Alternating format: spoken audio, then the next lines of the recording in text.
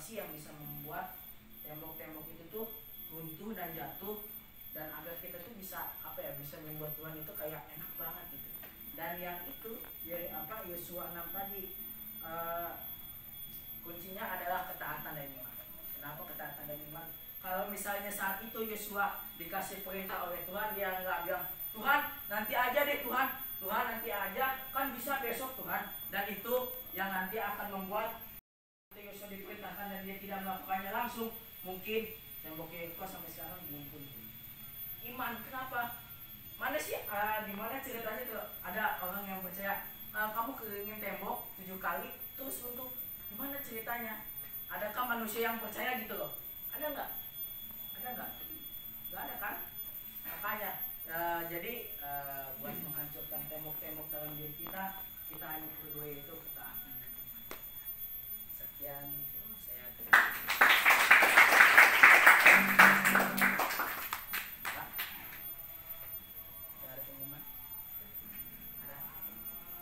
Nomor 2, Tuhan nomor 1. Jadi malam ini saya mau bawakan tentang superhero versus God, atau pahlawan dengan Tuhan. Pahlawan tuh apa sih sebenarnya? Next slide boleh.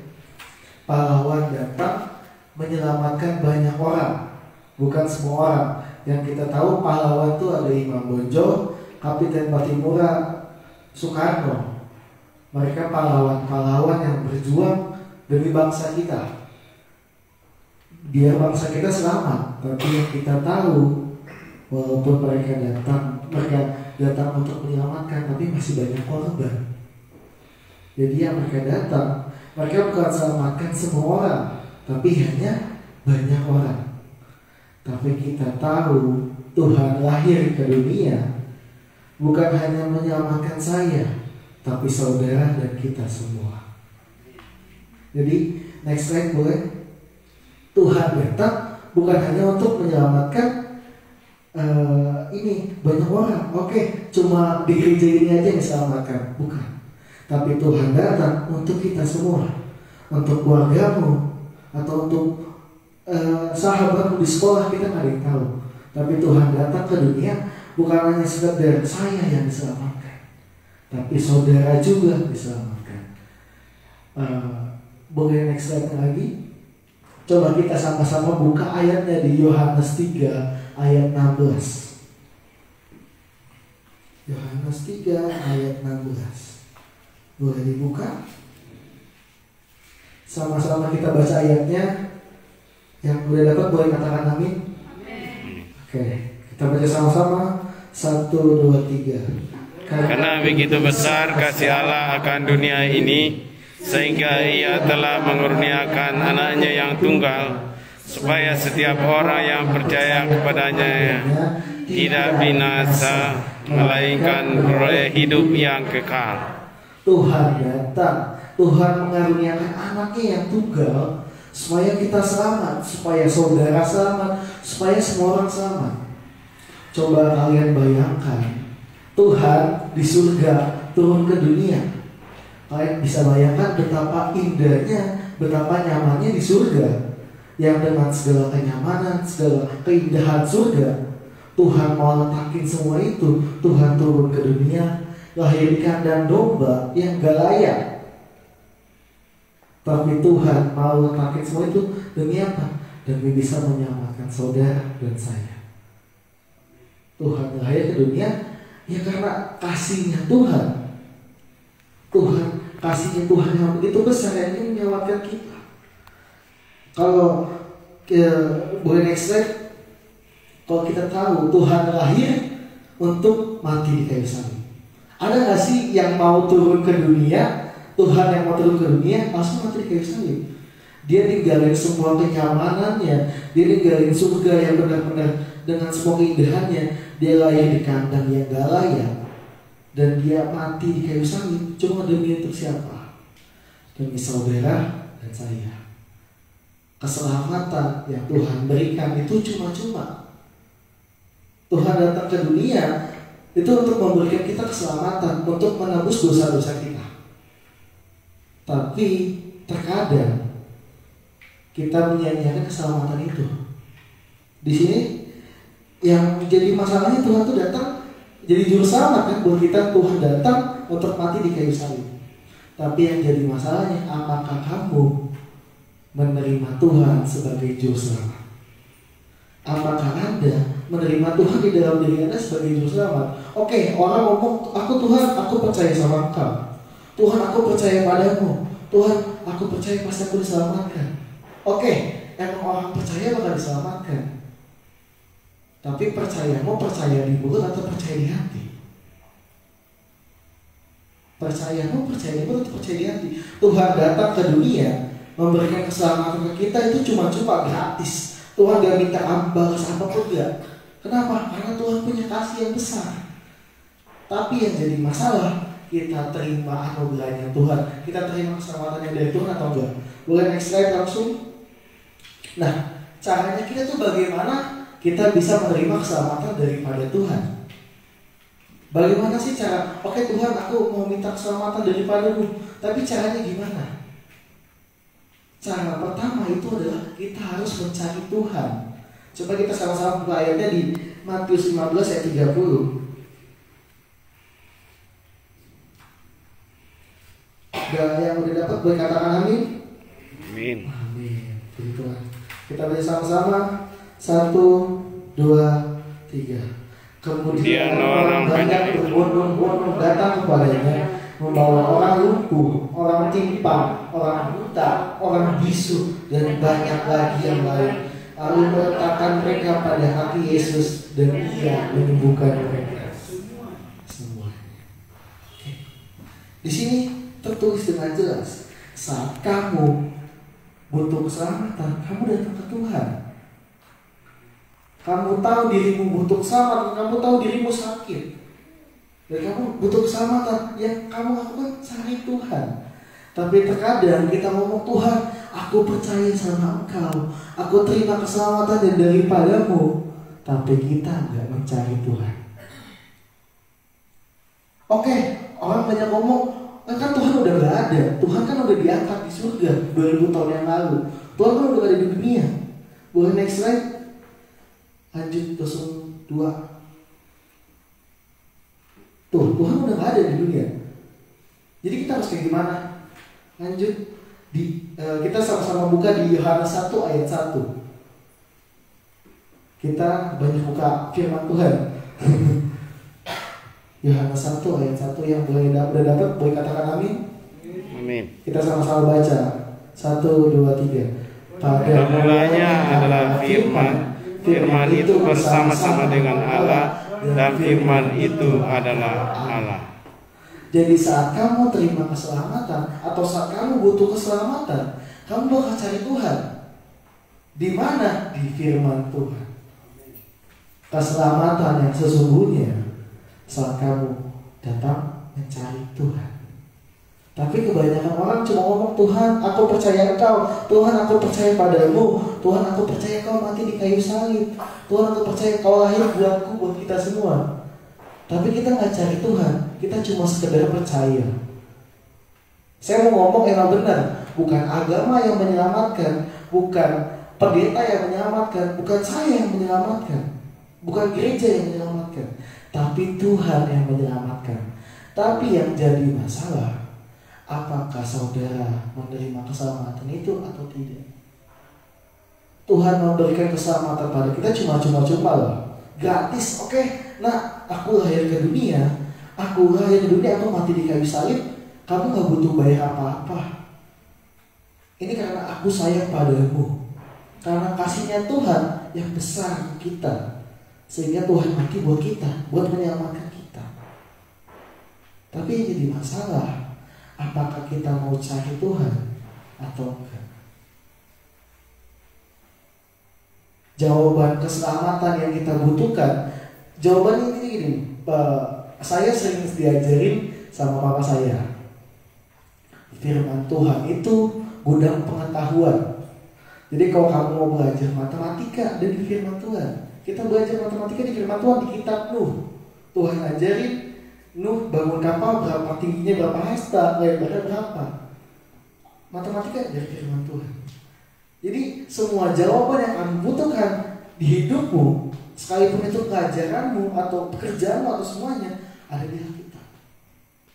Keselamatan yang kamu butuhkan, kamu nggak usah iya, kalau kita mau selamat kita harus percaya Yesus, kita harus sujud di gereja 7 hari 7 malam. Nggak usah. Yang penting saat kita benar-benar ingin keselamatan, kita cari Tuhan. Setiap datang ke hadapan Tuhan, punya hati yang ingin cari Tuhan. Ke gereja bukan asal cuma karena hari Minggu, ayo gereja deh, gereja. Jangan jadikan gereja sebuah kebiasaan. Jadikanlah gereja sebuah waktu untuk kamu bertemu dengan Tuhan. Jadikanlah gereja waktu kamu untuk cari Tuhan. Karena saat kamu cari Tuhan, kamu temukan keselamatan. Baca Alkitab, kamu dengan Tuhan, aku percaya sama kamu, tapi kamu gak pernah baca Alkitab, kamu gak tahu isi firman Tuhan. Padahal dengan gampangnya Tuhan kasih sarana. Kita gak usah harus pakai bahasa Ibrani kan baca Alkitab. Tuhan udah sampai buat sedemikian gampangnya kita pakai bahasa Indonesia. Tapi yang jadi masalahnya, apakah kita mau baca firman Tuhan? Apakah kita mau cari Tuhan atau enggak? Dan yang kita lagi peringatin sebelumnya tuh kan kita udah mau nyambut tahun baru kan. Tapi sebelumnya kita tuh rayain apa sih? Kita rayain hari kelahiran Tuhan Yesus Kristus. Hari kelahiran Juru Selamat. Yang jadi masalah sekarang, apakah Bapak Ibu, saudara sekalian mau terima Tuhan sebagai Juru Selamat atau enggak? Bapak Ibu mau terima keselamatan atau kematian? Yang jadi kebanyakan orang ngomong, bosan banget tiap ke gereja dengar tentang akhir zaman, surga dan neraka atau apalah. Yaudah, kita bahas tentang keselamatan dan kematian di dunia nyata, di dalam pekerjaan. Kalau kamu belum diselamatkan atau kalau kamu belum mengandalkan Tuhan, kematian itu bisa jadi kapan aja. Dalam hal apa? Tiba-tiba kamu dipecat, atau tiba-tiba ada godaan untuk korupsi, atau untuk berbuat curang di perusahaan, atau di sekolah tiba-tiba ada hasutan lagi ujian kan, ada yang nyontek kayak anak muda bisa gitu kan, ada yang nyontek biar dapat nilai bagus, biar nggak dimarahin, atau tiba-tiba untuk kamu lanjut sekolah, untuk bayar uang sekolah kamu nggak cukup uangnya. Saat kita belum menerima keselamatan yang daripada Tuhan, masalah yang datang akan jadi kematian. Tapi saat kita menerima keselamatan, saat kita mencari Tuhan, saat kita mengerti firman Tuhan, akan ada selalu jawaban. Di saat kita mau berbuat curang, kita ingat, di firman Tuhan tertulis, jangan berbohong. Aku gak boleh berbuat curang, jangan mencuri, gak boleh mencuri uang perusahaan. Atau yang mau nyontek, tiba-tiba firman Tuhan tertulis, jangan mencuri. Nyontek tuh mencuri jawaban lah. Atau tiba-tiba saat kamu dihasut untuk berbuat curang di perusahaan, tapi kita mau tahu kita nggak boleh berbuat curang, kita harus jujur terhadap atasan, terhadap semuanya, harus punya kerendahan hati. Atau saat kita tiba-tiba uang biaya untuk makan tiba-tiba nggak ada, besok udah uang di terakhir. Saya pernah kejadian, jadi saya saksikan sedikit. Saya 3 tahun SMA tinggal di panti asuhan, dan saya walaupun saya dikirim uang sama papa, ada satu kejadian di mana uang saya tinggal 2.000 dan masih tengah bulan, dan saya mikir, aduh nanti malam pasti makan nasi kerupuk nih. Saya harus beli lauk, gimana caranya biar bisa makan enak. Tapi saya tahu anak-anak Tuhan yang berserah pada Tuhan tidak akan pernah kelaparan. Tuhan berkati saya, yang dari 60 kilo jadi 100 kilo. Ajaib Tuhan. Saya masuk pertama kali di panti, saya masih ingat, saya sama papa saya 11-12 gak beda jauh, 60 kilo kan, masih langsing, masih datang. Nah, ke SMA timbang 105 kilo. Tuhan berkati. Saat kita mengandalkan Tuhan, saat kita bersama-sama Tuhan, saat kita menerima keselamatan, tiba-tiba ada yang ngasih. Saya ingat kejadian yang lain, pada pakai baju pramuka. Saya mau punya baju pramuka, saya bingung dong. Aduh, kalau minta sama papa nanti gak ada uangnya, atau enggak kasihan adik saya lebih penting. Saya kadang-kadang bingung mau minta uang, mikir. Tiba-tiba besoknya ada satu guru SMP, saya nggak kenal, datang ke saya, "Dek, besok ambil baju pramuka ya, saya udah beli buat kamu di rumah." Gak kenal, belum pernah ketemu. Pas saya pakai ukurannya pas. Itu ajaibnya Tuhan. Saat kita percaya sama Tuhan, saat kita andalin Tuhan, hal yang kita butuhin tanpa kita minta, Tuhan yang sediakan. Tapi saat kita percaya sama Tuhan, saat kita cari Tuhan, tapi kalau kita nggak cari Tuhan, ya gimana Tuhan mau tahu masalah kita? Pertama, jawabannya dari semua masalahmu, kamu harus cari Tuhan. Mungkin yang mikir, aduh Tuhan, besok uang sekolahku udah harus bayar, atau Tuhan, uang makanku gimana buat besok? Hei, Tuhan tuh kaya di surga, Tuhan tuh gak miskin. Tuhan tuh, surga tuh penuh dengan emas. Bener kan? Yang kita dengar, oke, surga tuh penuh dengan emas, jalannya dari emas. Ya kalian bayangin aja deh, 1 kilo emas turun dari surga, berapa juta di sini? Kita gak ada yang tahu. Tuhan bisa pakai semua orang dengan cara apapun untuk memberkati kalian. Yang jadi masalah, kita mau terima keselamatan itu atau enggak? Keselamatannya di tangan saudara. Saya jujur untuk saya sendiri, saya mungkin dengar firman Tuhan udah 18 tahun. Dari saya kecil sampai saya gede sekarang, saya 18 tahun dari khotbahnya Papa, dari khotbah semua orang. Tapi ada satu kejadian di mana saya gak percaya sama Tuhan. Itu masa-masa saya SMA kelas 1 semester 2 masuk kelas 2. Kenapa? Saya mikir, saya pernah berpikir, kenapa saya sia-siain hidup saya untuk jadi hamba Tuhan kayak Papa sih? Kenapa saya harus jadi anak pendeta? Harus jadi contoh, harus jadi anak baik. Dan saya kesel kenapa harus saya masuk ke panti asuhan yang rohaninya minta ampun. Percayalah, dibangunkan jam 4 pagi untuk doa tuh gak enak banget. Pagi-pagi jam 4, ayo bangun, digedor-gedor pintunya, bangun, disiram kalau gak bangun. Ayo doa, ngumpul, masih ngantuk semua, ngumpul, tidur lagi, doa. Itu gak enak banget. Dan kayak, kenapa sih harus kayak gini? Dan tiba-tiba ada satu jawaban di mana saya cukup iri. Kenapa? Ada satu anak teman kamar saya, dia ngomong, dia udah kepahitan sama Tuhan. Kenapa? Papanya sampai ya keluarga dari keluarga Brokono lah, namanya panti asuhan kan berbagai anak tuh. Dia keluarga Brokono, papanya ganteng sama mamanya, papanya nikah lagi, mamanya nikah lagi, mamanya pindah agama, dia dibuang di panti asuhan dari umur 3 tahun. Dan saya mikir betapa beruntungnya saya bisa jadi anak pendeta yang hidupnya baik-baik aja. Sedangkan di luar sana teman saya sendiri aja hidupnya benar-benar busuk kayak gini. Tapi dia ngomong sebenci-bencinya dia ngomong baru kelas 3 kemarin pas lulus, dia ngomong sama saya, "Sel, gue nyesel ngomong benci sama Tuhan. Kenapa? Tuhan tuh baik." Kalau dia nggak mau maafin papanya, mungkin dia masih benci sampai sekarang. Tapi dia ngomong, ada satu kejadian, dia letakin semua egonya, dia doa sama Tuhan, "Tuhan, aku mau maafin papaku Tuhan." Yang terjadi dan saya kaget, dia tiba-tiba datang minta maaf dan dia bilang, dia kesaksian, Tuhan tuh hebat, Tuhan tuh baik. Dengan keluarga yang broken home, Tuhan pakai jadi keluarga yang bisa memberkati banyak orang.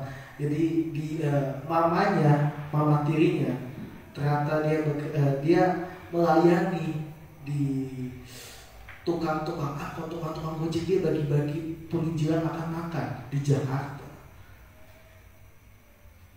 Yang dianggap dia benci mama tirinya, tapi mama tirinya bawa ke kuliah. Tiba-tiba papanya mulai dari nggak pernah gereja, papanya udah mulai gereja lagi. Dari adanya yang muslim, gak kenal Tuhan, gak percaya sama Tuhan, Tuhan mau percaya sama Tuhan. Dia ngomong Tuhan baik. Dan saya nyesel, kenapa saya bisa ngomong benci sama Tuhan? Kenapa? Saya hidup saya enak. Saya gak harus kayak dia, gak harus dibuang ke panti asuhan dari umur 3 tahun, gak usah. saya enak punya orang tua lengkap. Papa saya pendeta, saya udah dengar firman Tuhan dari dulu, dan saya udah kayak, saya tuh dari kecil udah dengar tentang berita keselamatan. Tapi yang saya sadari, kita cuma terima ngomong, oke, aku terima keselamatan, cuma di mulut, bukan di hati. Dan pilihannya di tangan jemaat sekalian. Apakah kita mau mengakhiri tahun 2021 ini dengan oke, aku percaya sama Tuhan di mulut, atau percaya sama Tuhan di hati? Beda ya, saat kita percaya cuma ngomong, oke, aku percaya dengan Tuhan, aku percaya. Dengan ada tindakan. Saat kamu ngomong dalam hati, ada satu dorongan pengen datang ke hadapan Tuhan tuh bukan sekedar sebuah kewajiban, tapi ada, Tuhan, aku rindu ketemu sama Tuhan. Tuhan, aku pengen ketemu sama Tuhan. Tuhan, aku ke gereja bukan untuk cuma oke, biar dilihat orang ke gereja, enggak. Tapi aku pengen ketemu Tuhan, pengen bisa bergaul karib dengan Tuhan, dan aku pengen masalahku selesai sama Tuhan. Di firman Tuhan ada ditulis, orang yang sakit, orang yang punya masalah datang ke Tuhan, dan Tuhan menyembuhkan mereka. Dan sekarang kita yang punya masalah hidup, yang masalah itu masih berapa di hadapan Tuhan, kita punya Tuhan yang bisa melakukan segalanya. Bagi Tuhan tidak ada yang mustahil. Tuhan bisa mati dan bangkit dalam hari ketiga. Dia bisa mengalahkan maut. Yang jadi masalah apa? Kita percaya atau enggak? Percaya dalam hati atau percaya cuma dari mulut? Pilihannya ada di tangan Bapak Ibu Saudara sekalian. Kita mau akhiri 2021 ini dengan cuma percaya, cuma sekedar percaya, atau benar-benar percaya sama Tuhan. Saya pernah ada di posisi, Tuhan, aku percaya sama Tuhan cuma ngomong dalam mulut, dan saya coba. Ada satu kejadian yang bikin saya terpuruk. Saya ambil, kalau anak-anak SMA mau masuk kuliah, dia biasanya ambil namanya SNMPTN atau SBM.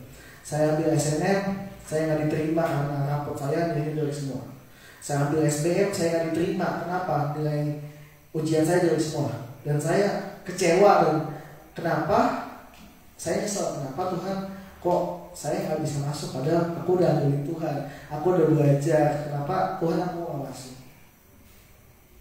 Dan tiba-tiba Tuhan ajarin satu hal, kamu datang ke Tuhan pas butuh doang atau tiap hari? Jangan datang ke Tuhan, cari Tuhan pas kamu butuh. Tuhan, aku lagi butuh uang, baru datang ke Tuhan. Tuhan pengen kamu datang ke Tuhan tiap hari. Nah, Tuhan tuh datang, Tuhan tuh tunggu tiap hari. Tuhan tuh kayak, nah, ayo nak, keselamatan bagimu cuma gratis. Yang jadi pilihannya kamu datang ke Tuhan cari dia atau enggak. Itu pilihannya ada di kita. Keselamatan bukan hanya milik saya, bukan hanya milik Bapak Pendeta, bukan. Milik kita semua. Saya meminta semuanya tutup mata. Boleh ditutup Alkitabnya. Musik boleh, mana yang ke depan. Saya minta tutup matanya.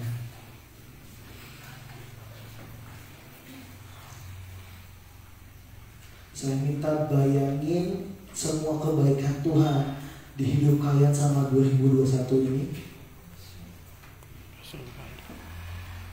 Saya minta bayangin semua kebaikan Tuhan 2021 ini.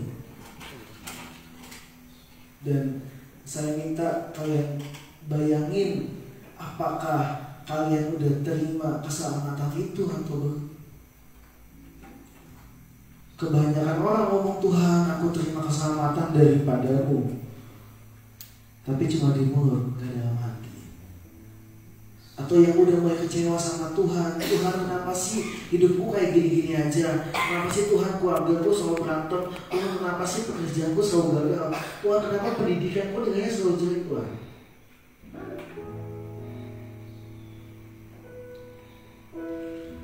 Ada, Tuhan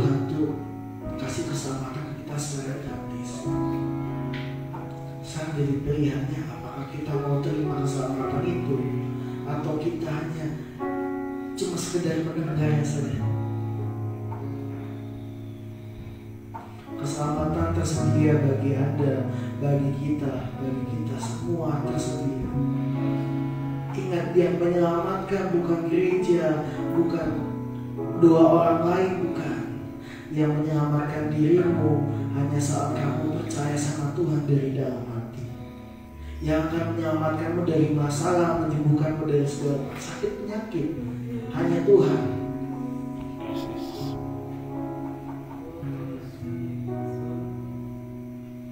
Tetap pegang hati kalian. Coba tanya Tuhan, apakah kalian udah terima keselamatannya daripada Tuhan atau belum?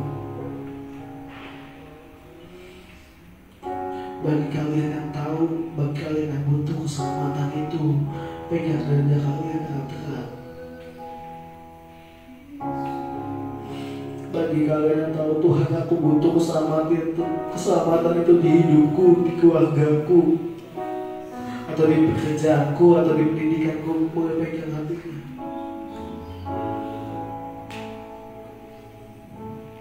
Tuhan, kau lihat Tuhan semua tangan-tanganku, Tuhan. Tuhan, tangan anak-anakmu, Tuhan. Tuhan, masalah apapun yang mereka hadapi, semua apapun yang mereka butuhkan, semua kematian dalam hidup mereka, Tuhan, kami percaya, Tuhan, saat ada Tuhan, saat kami terima keselamatan yang daripada Tuhan, semua kematian akan berubah jadi kebangkitan yang daripada Tuhan. Amin. Tuhan bangkit pada hari yang ketiga mengalahkan maut. Berarti masalah kami tidak lebih besar daripada kuasa Tuhan. Amin. Kami punya Tuhan yang besar. Kami punya Tuhan yang dapat melakukan apapun, Tuhan. Tidak ada yang mustahil bagi Tuhan.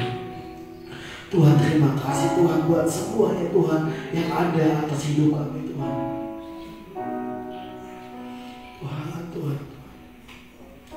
Tuhan, terima kasih Tuhan. Biarkan firman-Mu tertanam di tanah yang subur menjadi buah, Tuhan. Dan aku percaya, Tuhan, semua jiwa-jiwa yang dengar khotbah Tuhan, mendengar firman ini, menerima keselamatan. Bukan hanya mereka saja menerima keselamatan, tapi keluarga mereka, tapi kerabat-kerabat mereka, Tuhan. Biar lewat mereka keselamatan dapat mengalir, Tuhan. Tuhan, terima kasih Tuhan, terima kasih Tuhan. Terima kasih buat semua, Tuhan. Terima kasih atas berkat rahmat-Mu atas setiap hidup kami. Terima kasih buat 2021 penyertaan-Mu pada kami, Tuhan. Jangan pernah tinggalkan kami, Tuhan. Buat kami terus mencari dan mencari Engkau, Tuhan. Terima kasih Tuhan, terima kasih. Di dalam nama Yesus kami sudah berdoa dan mengucap syukur. Haleluya, amin. Amin. Saya silakan kembali pada yang bertugas.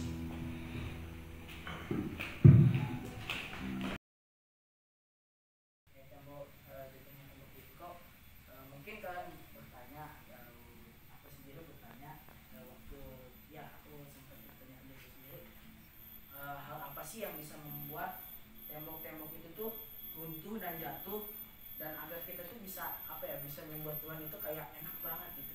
Dan yang itu Yosua 6 tadi, kuncinya adalah ketaatan dan iman. Kenapa ketaatan dan iman?